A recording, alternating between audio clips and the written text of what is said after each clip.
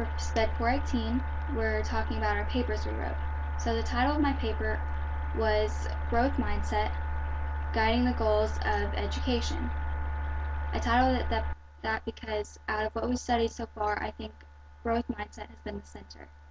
Everything else kind of circles around it and supports it, and growth mindset really, I feel like, is in part of like T-Tess and everything else we've studied. On my board is all of my crazy thoughts and brainstorming of my paper. In the center is my thesis, which I'm going to read to you right now. My thesis was, having a mindset of growth allows students and teachers alike to be continuously successful and motivated to learn each day and strive to achieve their goals.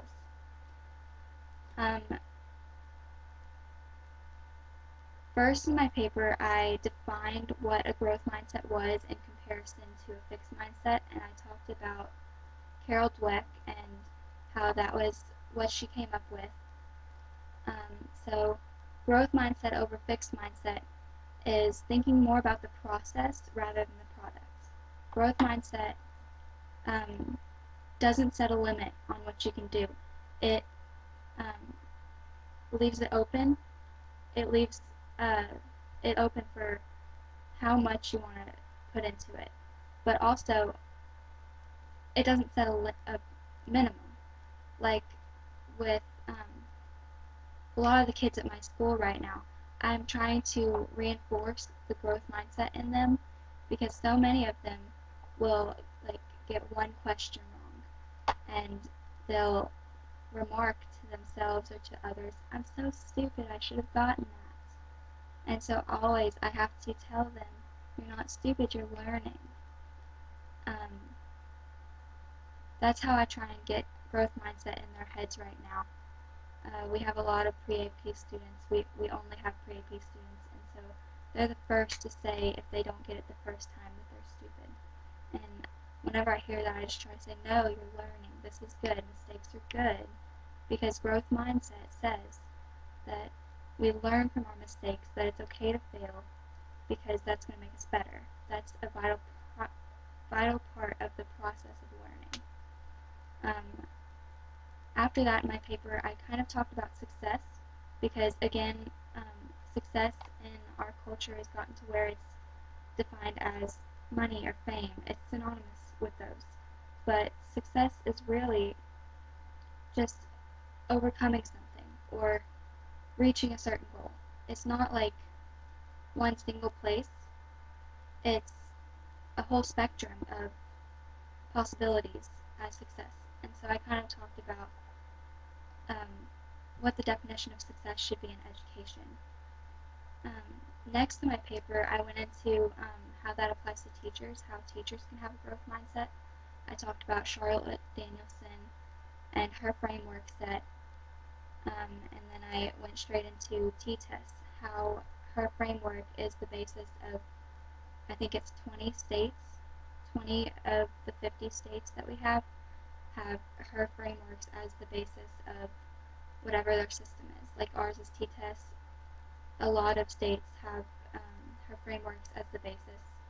And so I went into T-Tess and how they share the same four main domains, which are planning, instruction, learning environment, and professional responsibilities.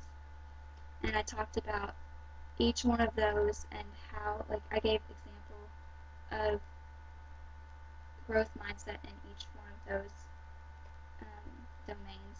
So like in planning, an example of growth mindset is just to make sure you're prepared for the questions students have to ask you.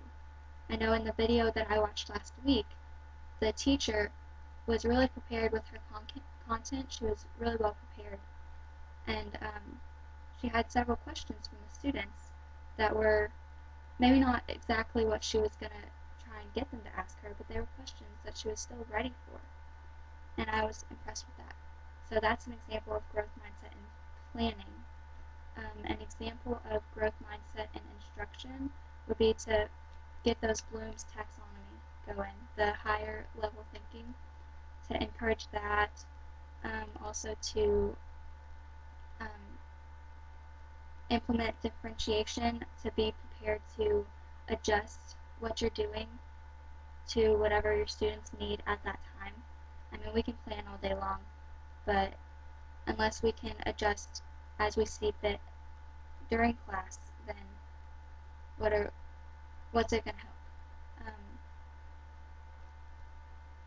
Then the next one was learning environment. I think growth mindset in learning environment is a really big deal because its learning environment needs to feel safe. It needs to feel where kids can share their opinions, they can make mistakes, they can do whatever they have to do to learn the content. I talked about cultural awareness, how we have to make sure that is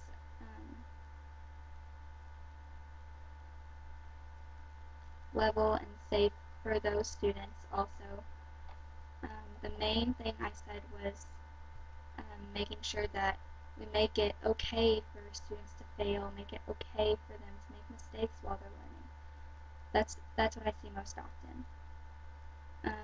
The final domain was professional responsibilities, which was talking a lot about the teacher's demeanor and how we set our own goals.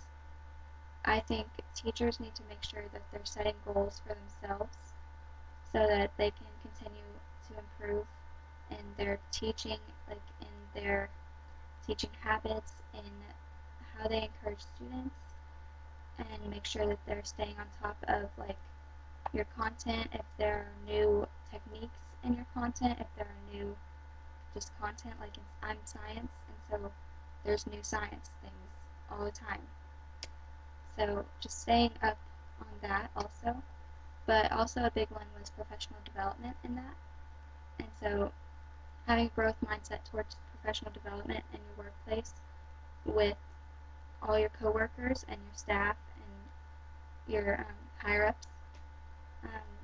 I know my school has a professional development day on Monday, so we've been talking a lot about that at Pleasant Grove right now, getting ready for that day. And so an example of growth mindset in professional development would be to maintain like a healthy relationship, to be like celebrating with other teachers that have had success, because a growth mindset is supportive of other success, whereas like a fixed mindset can get jealous or aggravated if they're not the best.